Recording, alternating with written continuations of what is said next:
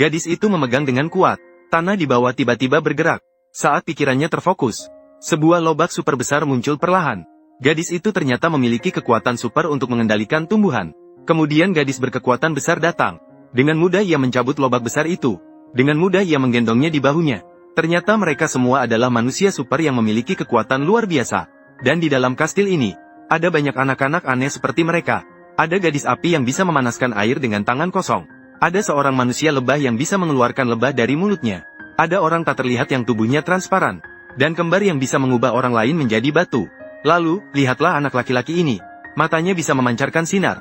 Dan gambar yang dipancarkan oleh sinar matahari bahkan bisa meramalkan masa depan. Miss Pei adalah pemilik kastil fantasi ini. Dan tentu saja, dia bukan orang biasa. Dia tidak hanya bisa berubah menjadi burung kecil. Dia juga memiliki kekuatan super misterius. Para manusia super ini tinggal di kastil ini setiap hari. Namun, ketenangan di sini segera terganggu oleh seorang anak laki-laki. Anak laki-laki itu bernama Xiao Jie. Kakeknya tiba-tiba meninggal secara misterius. Matanya bahkan digali. Kakek memberitahu Xiao Jie sebelum meninggal. Harus menemukan Miss Pei di dalam istana fantasi. Di sana ada jawaban yang dia cari. Mengikuti petunjuk kakek, Xiao Jie tiba di sebuah pulau. Menemukan istana fantasi. Namun sudah menjadi reruntuhan. Ternyata istana sudah dihancurkan oleh tentara Jerman pada tahun 1943. Saat itu seorang gadis kecil tiba-tiba muncul. Xiao Jie yang ketakutan segera melarikan diri. Kemudian pingsan. Ketika dia bangun, dia sudah dibawa oleh para pemilik kekuatan ke gua. Ternyata pintu masuk istana harus melalui terowongan dimensi khusus. Dan Miss Pei sudah menunggunya dengan waktu yang tepat. Miss Pei menjanjikan Xiao Jie untuk merasakan kehidupan istana selama sehari. Di sini dia bertemu dengan berbagai teman aneh. Seorang gadis meminta bantuan Xiao Jie untuk mengikat dirinya dengan tali. Kemudian keajaiban terjadi. Gadis itu melepaskan sepatu besi yang berat, lalu tiba-tiba melayang ke udara. Kemudian gadis itu terbang semakin tinggi. Akhirnya mendarat di depan percabangan pohon. Dia dengan baik hati mengantarkan tupai ke rumahnya. Ternyata dia adalah gadis gila dengan tubuh ringan seperti bulu merah. Anak-anak di istana ini semua memiliki kekuatan super seperti dia. Anak laki-laki ini adalah seorang ahli boneka. Setiap mainan bisa hidup kembali di tangannya. Dia memasukkan jantung ke dalam dua boneka. Kemudian boneka-boneka itu tiba-tiba bergerak. Di bawah kendali ahli boneka, pertempuran boneka yang spektakuler dimulai.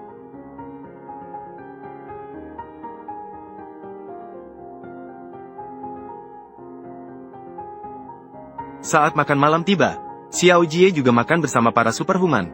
Tanpa sengaja, dia duduk di atas orang tak terlihat. Begitu mulut terbuka, keluarlah segerombolan lebah.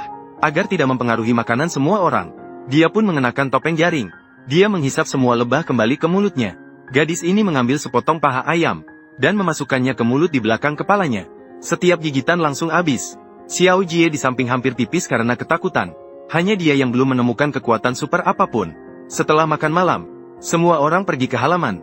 Saatnya Miss Pei menunjukkan kekuatan super. Semua orang mengenakan masker pelindung.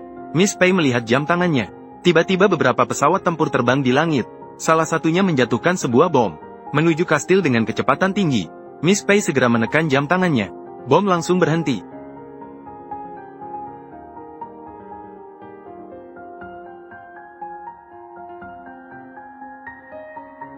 Waktu tiba-tiba berputar mundur dengan ajaib. Kembali ke satu hari sebelumnya. Ternyata Nyonya Pei adalah seekor burung ruang waktu yang bisa mengendalikan waktu. Dia membangun siklus waktu di dalam kastil, dan membuat waktu terus berputar di kastil.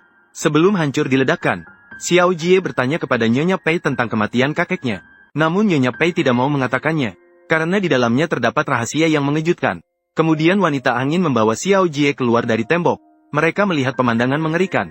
Monster dengan tangan dan kaki panjang tiba-tiba muncul dari semak-semak. Tapi di mata orang lain, monster tersebut sebenarnya tidak terlihat. Saat monster hendak menyerang, Nyonya Pei segera melepaskan anak panah. Monster yang terkena tepat jatuh di tanah. Ternyata Nyonya Pei menggunakan waktu untuk menjatuhkan monster.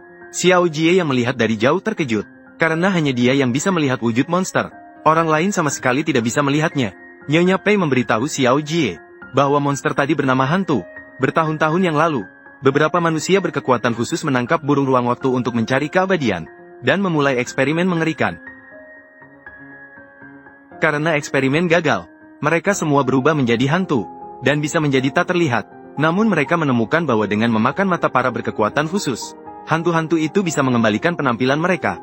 Maka mereka mulai membunuh para berkekuatan khusus secara massal.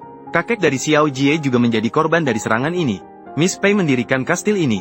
Untuk melindungi anak-anak yang memiliki kekuatan khusus ini, seorang kakek burung ruang waktu memberitahu mereka bahwa hantu-hantu mungkin sudah menemukan kastil.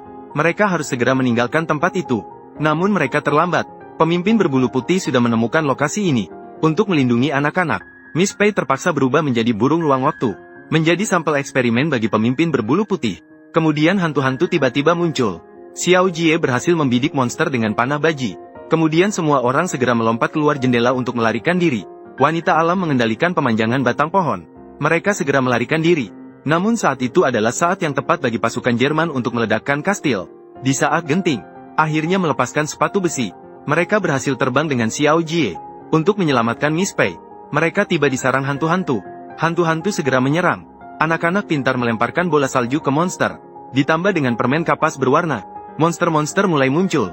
Kemudian, dalam mengendalikan pasukan boneka untuk melancarkan serangan balik.